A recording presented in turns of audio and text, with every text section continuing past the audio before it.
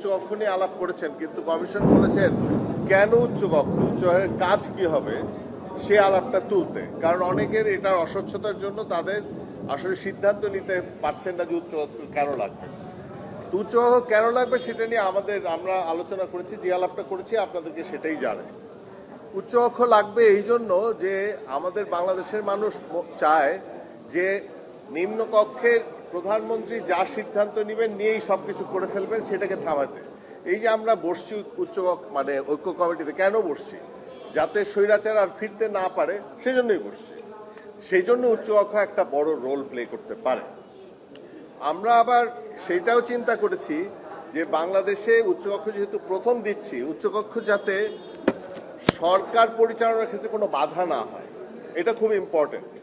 তো সেই জন্য আমরা আসলে উচ্চকক্ষকে খুব বেশি ক্ষমতাশীল করি নাই। অন্যান্য অনেক দেশে উচ্চকক্ষ এবং নিম্নকক্ষ সমান পাওয়ার পায়, যেমন ধরেন মার্কিন যুক্তরাষ্ট্রে দুইও জায়গার থেকে বিল উত্থাপন করা যায় এবং দুইও দলের আপনার বিলটা অ্যাপ্রুভ হতে দুইও দলের সমর্থন লাগে। তো আমরা সেটা বলি নাই, আমরা বলছি যে উচ্চকক্ষ একটা যে কোনো বিলকে জাস্ট একবার নিচে নামাইতে পারবে, তারা আলাপ করবে। এখানে উচ্চকক্ষ কেন চাই এটার ব্যাপারে একটা বড় যুক্তি আপনাদেরকে আসলে বলতে চাই। হ্যাঁ, যুক্তিটা হচ্ছে 1991 আমরা যখন ইলেকশন করি, 1991-তে বিএনপি নির্বাচিত হয় 33% ভোট পায়। তার মানে হচ্ছে 67% মানুষ বিএনপিকে চায় নাই। 1996-তে আওয়ামী লীগ 34% ভোট নিয়ে নির্বাচিত হয়, তার মানে 66% মানুষ চায় নাই তারা সরকার চালায়।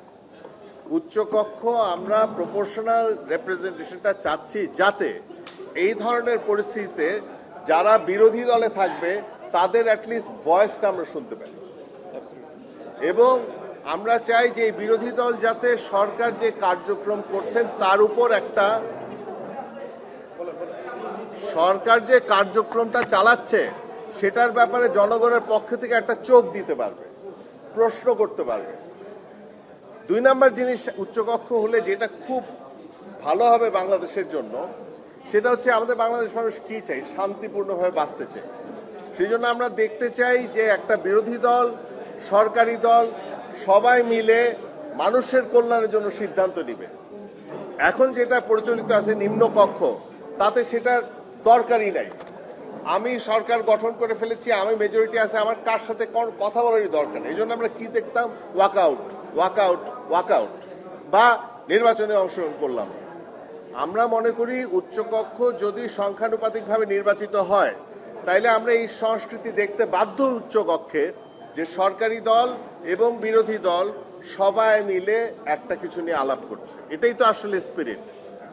সুতরাং আমরা আরেকটা পয়েন্ট যেটা বলেছি সেটা হচ্ছে যে বিএনপি যে প্রস্তাব দিয়েছে এবং বিএনপির যারা কি বলবো, বিএনপির ছাতার ভিতরে যেসব যারা আছেন তারা খুব পরিষ্কারভাবে মুখস্থ বলির মতো বলছেন উচ্চকক্ষ চাই, কিন্তু উচ্চকক্ষ দলীয়ভাবে চাই। আর আপনি চিন্তা করেন ভাই, নিম্নকক্ষে একটা বিল আসছে, সেখানে সরকারি দলের হচ্ছে মেজরিটি, উচ্চকক্ষে কি আলাপ হবে? কিছুই আলাপ হবে না। তাইলে আমি কনস্ট্রাকশনটা বুঝি না। তাইলে উচ্চকক্ষ যদি দলীয় অনুপাতেই হয়, তাহলে উচ্চকক্ষ কোনো দরকার নাই। এটা নিম্নকক্ষের একটা প্রতিফলন হবে এবং তারও আবার ক্ষুদ্র প্রতিফলন হবে। সেই ক্ষেত্রে আমরা কক্ষ চাই না, কিন্তু তার মানে এই না আমরা উচ্চকক্ষ চাই না। আমরা উচ্চকক্ষ চাই। উচ্চকক্ষ চাই কি কি কারণে? একটা হচ্ছে আমি বলছি যে চোখ থাকা, আরেকটা আমরা বলছি যে সংসদীয় স্থায়ী কমিটি যেগুলি আছে সেগুলির সৃষ্টি করা, আমাদের সংবিধান যে আমরা করব এই সংবিধানের যে অনুমোদন হবে সেটার জন্য আমরা উচ্চকক্ষ চাই। এবং আরেকটা বড় কারণে চাই, আমরা এই যে আমাদের যেটা কনস্টিটিউশনাল পোস্ট, মনে রাখতে হবে নিম্নকক্ষ হচ্ছে সরকার তৈরি করে এবং সরকার পরিচালনা করে, কিন্তু আমরা চাই যে উচ্চকক্ষ আমাদের কনস্টিটিউশনাল পোস্টগুলি উচ্চকক্ষ দুজনে মিলে, দলীয় এবং সরকার দলীয় বিরোধী দল মিলে হবে। তাদের সুবিধা কি?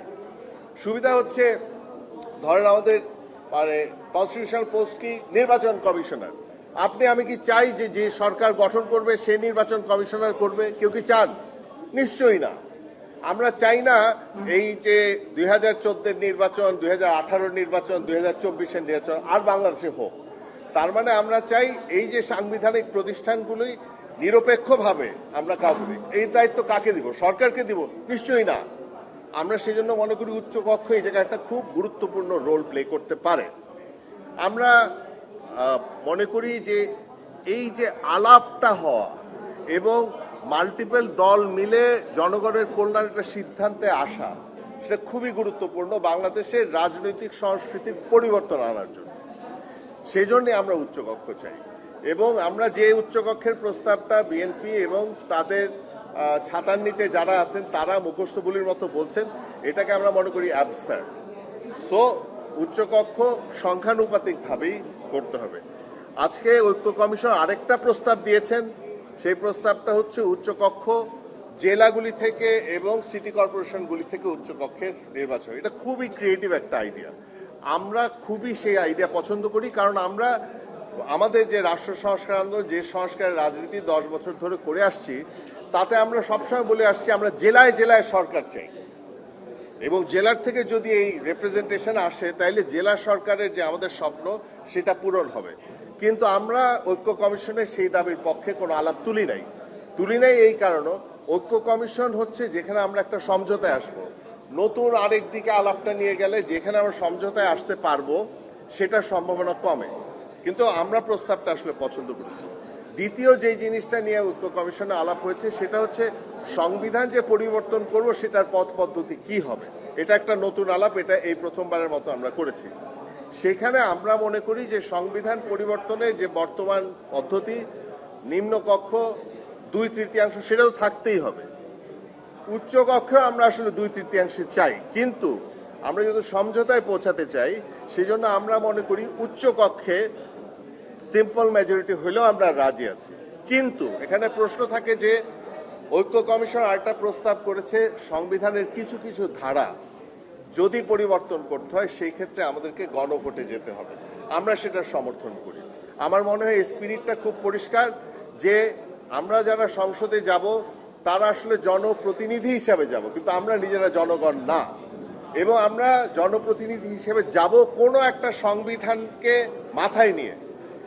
সংবিধানের সেজন্য মৌলিক পরিবর্তন যদি করতে হয় আমাকে জনগণের সাথে কাছেই যেতে হবে।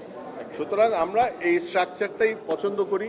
আমরা মনে করি যে আপনাদেরকে একটা ভয়ের কথা জানাই, আমাদের মনে হচ্ছে যে আলাপটা আগাচ্ছে না, সবাই তার পজিশন নিয়ে আছে।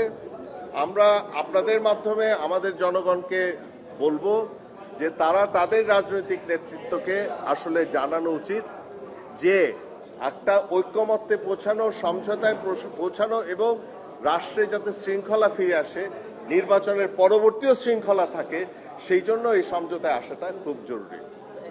জি।